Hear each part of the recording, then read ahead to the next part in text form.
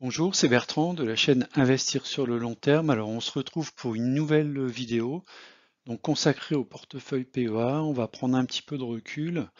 On va regarder l'analyse de la performance de mon PEA sur les 5 dernières années et surtout ce que j'ai appris de la gestion de ce PEA.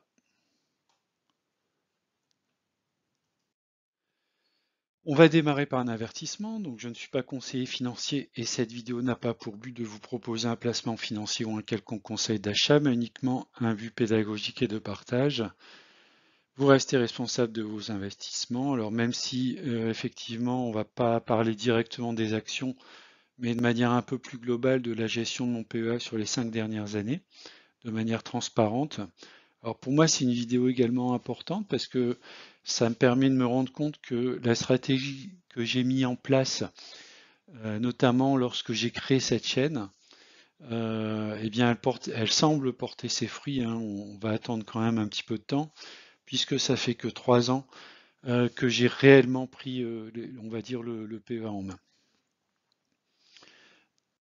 Alors, peut-être avant d'aller dans le détail, une petite histoire de mon PEA quand même.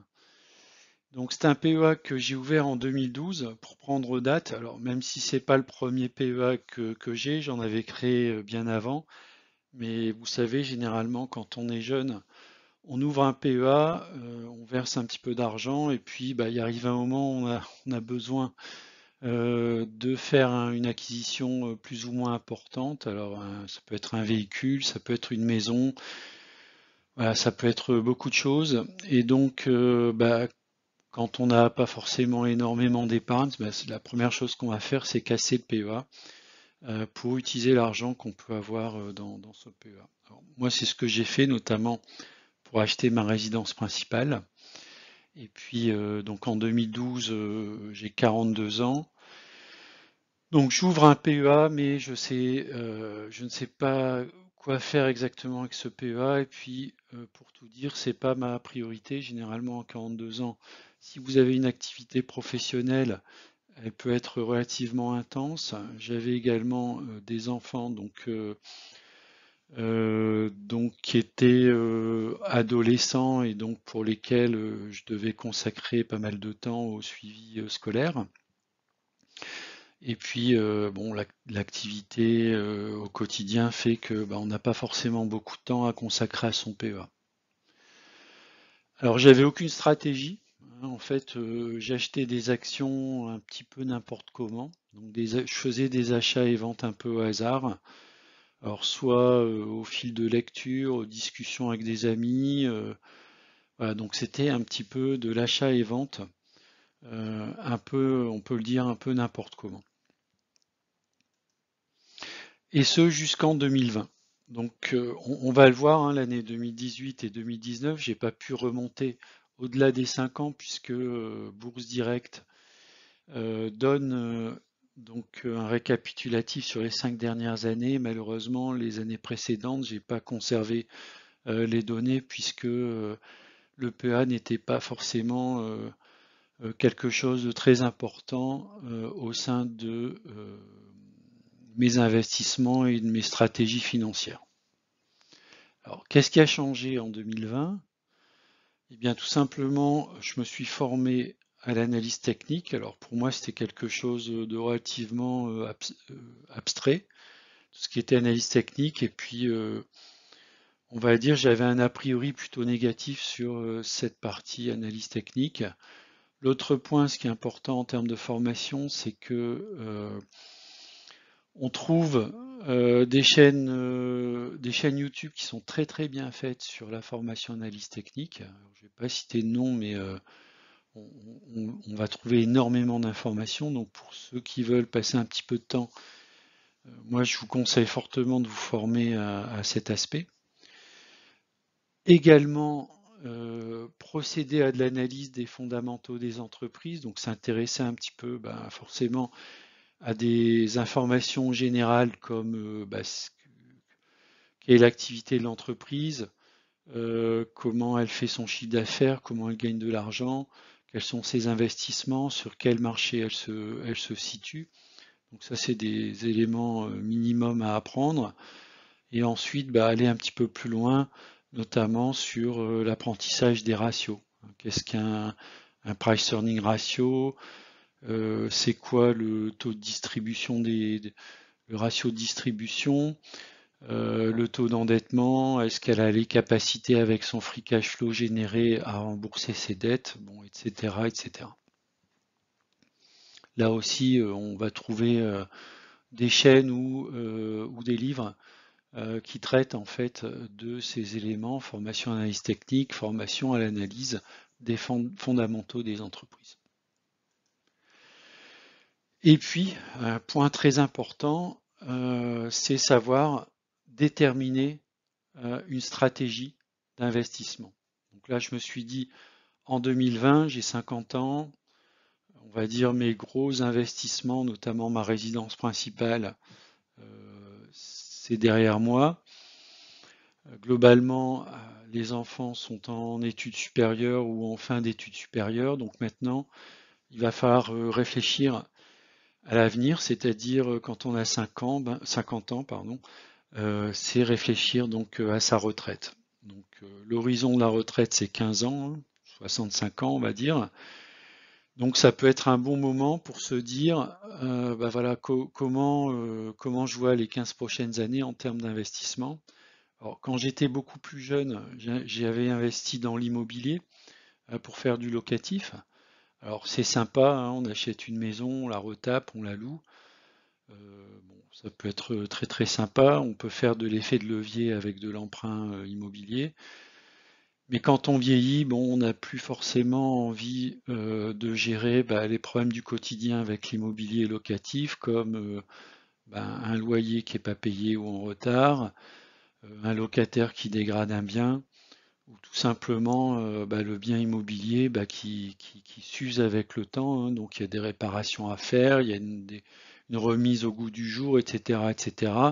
Si l'immobilier n'est pas proche de votre résidence principale, eh bien c'est un peu compliqué de gérer à distance.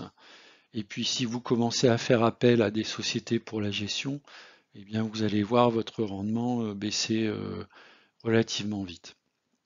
Bon, j'avais liquidé également tout mon immobilier locatif pour avoir un maximum d'apport, hein, puisque je vis dans le sud de la France et je peux vous dire que l'achat d'un terrain ou l'achat d'une maison, comparativement à d'autres régions, alors, en dehors bien sûr de la région parisienne, le sud de la France, ça coûte très très cher. Donc j'avais besoin d'énormément d'apports, d'où la liquidation, on va dire, de mes investissements immobiliers en locatif. Bon, je regrette pas du tout. Depuis, j'ai réinvesti, mais cette fois-ci plutôt dans de la SCPI qui me permet d'avoir un revenu sans avoir à me soucier des problèmes de locataires ou de gestion.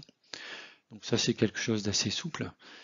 Et puis donc, je me suis dit, on va se consacrer plutôt sur les 15 prochaines années à de l'investissement dans la bourse.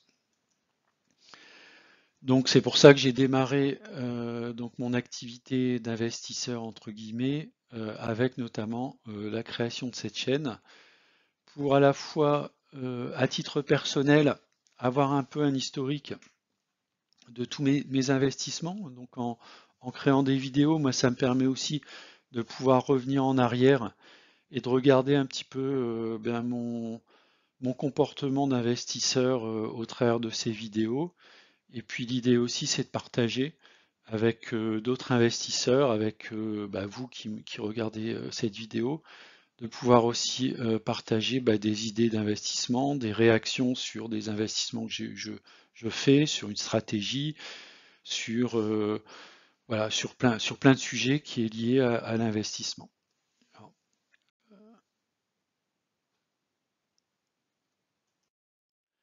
Alors, comment suivre ces performances? Tout simplement, alors moi je suis chez Bourse Direct, donc j'ai la possibilité d'avoir un relevé annuel des frais. Donc j'ai les 5 dernières années, comme vous pouvez voir, de 2018 à 2022. Alors, comment se présente en fait ce relevé? Il y a pas mal d'informations détaillées. Alors, bon, l'idée ici, c'est pas de présenter en détail en fait le document qui est donné par Bourse Direct, Moi, ce qui m'a intéressé, en fait, c'est l'impact des coûts et frais sur la performance du portefeuille. Donc, c'est une petite zone, en fait, du document que met à disposition Bourse Direct, dans lequel il y a pas mal d'informations intéressantes. On va retrouver, par exemple, un cours annuel moyen du portefeuille pour chacune des années. Donc, ça correspond à quoi? C'est l'encours annuel moyen du portefeuille qui est calculé sur la base des encours constatés à chaque fin de journée. Donc on va faire une moyenne sur l'ensemble de l'année et on a un encours moyen en fait du portefeuille. En l'occurrence ici, j'ai pris l'année 2022, il y avait en moyenne 65 487 euros.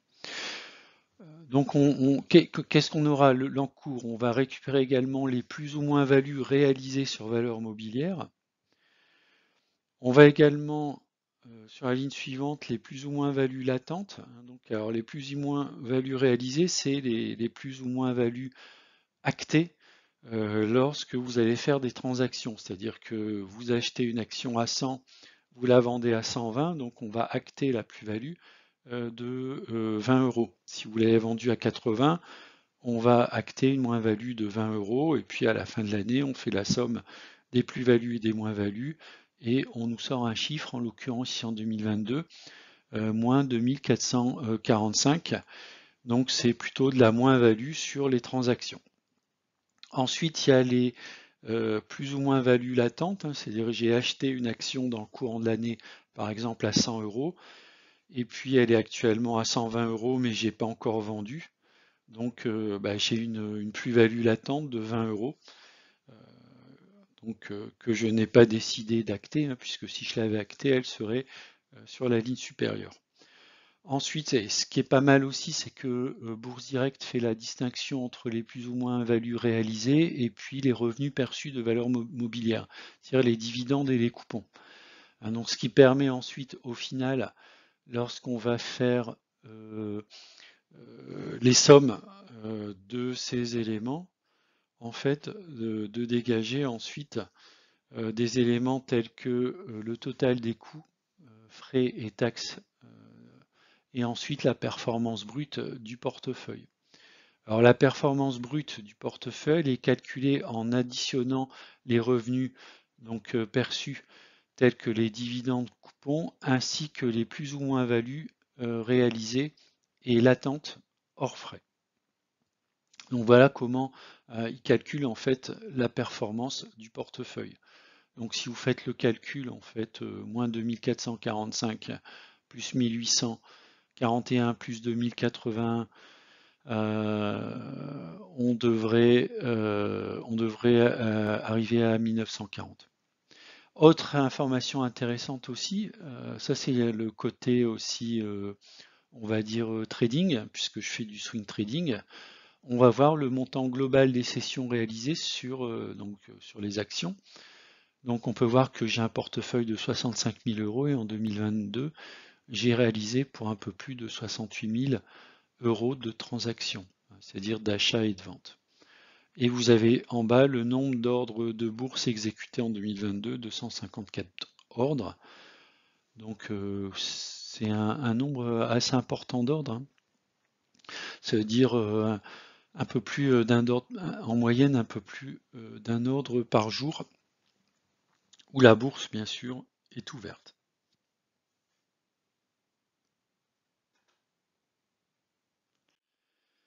Alors, qu'est-ce que j'ai fait? J'ai ouvert chacun de ces documents et puis je suis allé créer donc une feuille de calcul dans lequel j'ai repris ces éléments, donc l'encours annuel moyen du portefeuille, les plus ou moins values réalisées, les plus ou moins values latentes, les revenus perçus de valeur mobilière, c'est-à-dire les dividendes, les coupons, le total des coûts, frais et taxes agrégés, la performance brute du portefeuille, le montant total des cessions réalisées et le nombre d'ordres de bourse exécutés.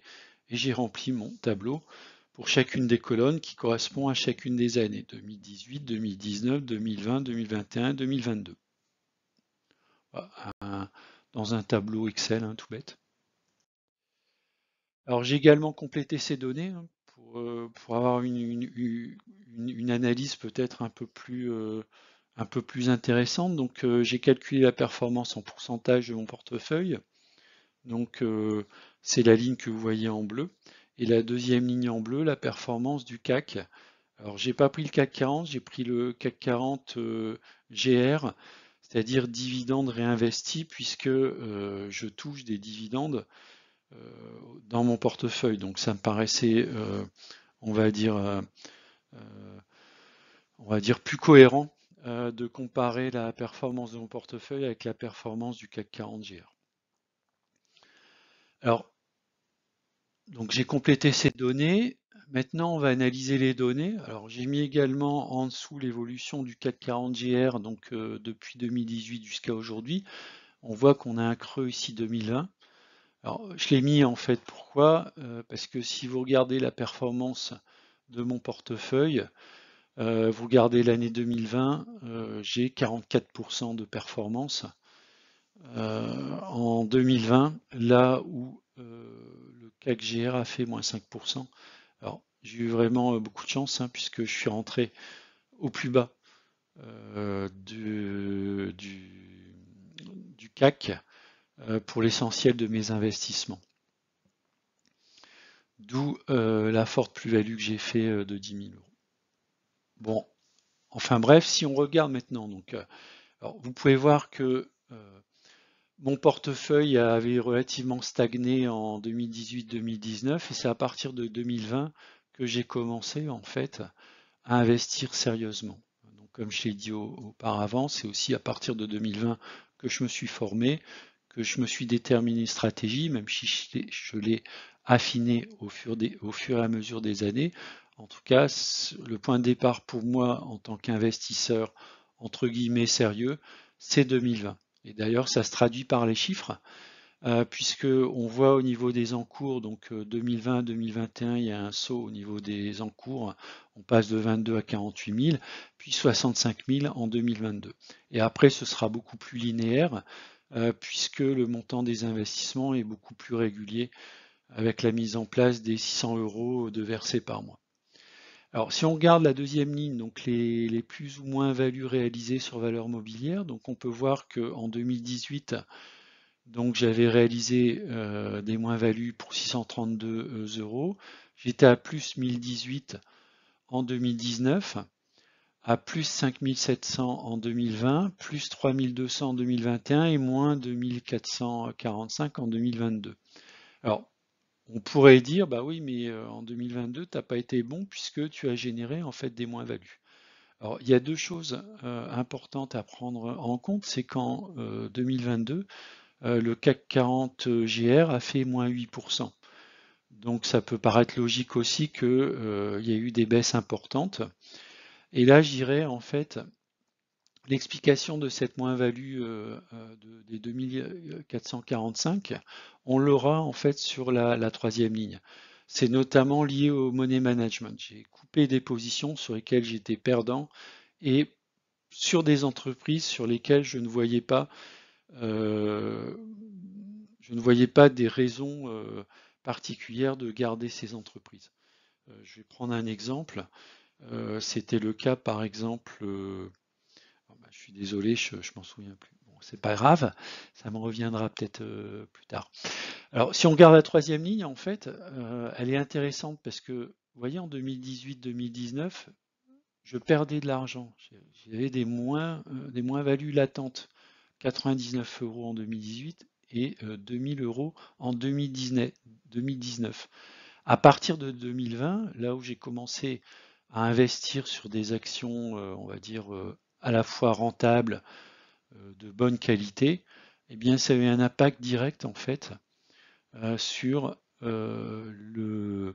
la position, on va dire, instantanée, hein, notamment les plus-values latentes sur mon portefeuille. Plus 3400 en 2020, plus 2800 en 2021, plus 1840 en 2022. On voit également au niveau des coupons, donc vous voyez c'était très irrégulier, 2018 490 euros, en 2019 89 euros. Alors pourquoi? Voilà, peut-être que avec du recul, je pense que je devais sans doute acheter des actions avant le versement du dividende et puis ensuite revendre les actions. Voilà, donc relativement incohérent. À partir de 2020, donc je vais retrouver un niveau de 400 euros à peu près de coupons. Et puis on voit que 2020, 2021, 2022, on est en progression en fait sur le versement des dividendes. Donc ça c'est quelque chose qui fait partie de ma stratégie, c'est l'augmentation des dividendes dans le temps. Ensuite, on va sur la ligne suivante, total des coûts. Alors, je suis passé, alors bien sûr, plus vous faites de transactions, plus vous avez de coûts. J'ai souvent eu des remarques en fait sur le fait de laisser énormément de frais en fait au broker. Alors déjà j'ai choisi Bourse Direct parce que c'est l'un des brokers les moins chers. Et puis bon, j'estime que à partir du moment où il y a un service rendu, c'est normal aussi qu'il y ait des frais. Après, effectivement, il faut que les frais soient en rapport aussi avec la performance du portefeuille. Alors si on regarde la performance brute du portefeuille, donc on est depuis 2020 on est positif, donc ça c'est ce que je vais retenir. C'est que pour moi la leçon que j'en tire, c'est que avec la mise en place d'une stratégie sérieuse, on peut passer de performance négative à performance positive. Après, on peut toujours discuter de la performance en pourcentage ou comparer à la performance du CAC 40. J'y reviendrai après dans les conclusions. Et ensuite, ce qui est intéressant de regarder, c'est également le montant total des cessions réalisées sur valeur mobilière. Alors, on peut voir que je suis entre 200 et 300 transactions par an en moyenne sur les 3 dernières années. Donc, ce sera à peu près ma vitesse de croisière. Pourquoi? Parce que l'un des points de ma stratégie, c'est de faire du swing trading, c'est de profiter, pardon. Même lorsqu'on est sur un, on va dire un marché en range, et bien essayer de profiter de variations au sein de ce range de différentes actions pour essayer de les acheter sur un support et de les vendre sur une résistance. Ce qui peut expliquer à la fois le nombre de transactions, mais derrière la contribution positive en fait à la ligne, à la deuxième ligne, plus ou moins value réalisée sur valeur mobilière. On voit, sauf en 2022 où la contribution est négative, mais ça c'est plus le fait d'avoir coupé des positions. Mais globalement, je pense que mon swing trading, c'est quelque chose que j'ai essayé d'améliorer, notamment en 2023. Mon swing trading a une contribution positive en fait à la performance de mon portefeuille.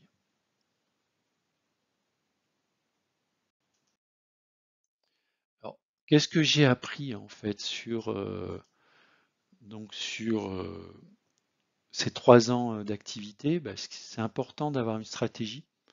Donc pour moi, le fait de prendre une feuille blanche et de se dire où est-ce que je vais, quel est mon objectif, et pour atteindre ces objectifs, quelle stratégie je vais mettre en place, je pense que c'est quelque chose d'important. Donc moi j'invite tout investisseur, notamment jeune investisseur, eh bien, à se poser des questions. C'est de se dire, bon ben voilà, combien je vais mettre par mois dans mon PEA? Est-ce que mon horizon il est court terme, moyen terme ou long terme? Et puis en fonction de vos objectifs, eh bien, déterminez-vous une stratégie. Et une fois que les stratégies sont mises en place, eh bien derrière, c'est d'essayer de coller au maximum à vos stratégies. Deuxième point important que je peux retenir, c'est que je n'ai pas perdu d'argent sur cette stratégie depuis la mise en œuvre de celle-ci. Donc si je regarde en fait la performance brute de mon portefeuille, sur les 3 dernières années, la performance brute est positive. Alors qu'en 2018 et 2019, elle était négative. Qu'est-ce que je peux dire aussi? Alors là, c'est plus un constat. Je constate que je surperforme le CAC GR lorsqu'il baisse. Ça a été le cas, par exemple, en 2018. Ça a été le cas également en 2020 et 2022. Mais par contre, je suis moins performant dans la hausse du CAC GR. On voit par exemple en 2019 le CAC GR a une croissance de 32%, et moi j'ai eu une baisse, une croissance négative de moins 4,6%. On peut voir également qu'en 2021, le CAC GR a une croissance de 30%, alors que moi j'ai eu une croissance que de 16,86%. Alors, bon, c'est possible hein, que les chiffres sur la performance du CAC GR soient pas tout à fait exacts. Donc si c'est pas bon, n'hésitez pas à me corriger, mais bon, j'ai fait des mesures en fait à partir du graphe de l'évolution du CAC GR en fait. Le point suivant, c'est que je n'ai plus de moins-value latente. Donc si vous regardez la troisième ligne, donc ça c'est quelque chose pour moi qui est important, c'est que je ne perds plus d'argent, on va dire de manière latente sur mon portefeuille. Donc ça c'est quelque chose de très très positif pour moi. Et enfin, et c'est ce qui explique aussi la deuxième ligne, c'est que je coupe mes positions perdantes quand il le faut. Donc c'est la mise en place du money management. Alors c'est un money management intelligent. Moi c'est ma règle des 1%. Hein. Lorsque je suis en moins-value de 1% de la valeur totale de mon portefeuille sur une ligne, je coupe ma position. Alors vous allez me dire, tu l'as pas fait sur Ruby et tu l'as pas fait sur Téléperformance, c'est vrai. Pour deux raisons. La première, c'est que Ruby me délivre un bon dividende sur mon prix de revient unitaire, donc je garde en fait Ruby en portefeuille. Et Téléperformance, c'est également pour moi une société de qualité qui traverse une période difficile, donc je ne vais pas couper mes positions sur Téléperformance.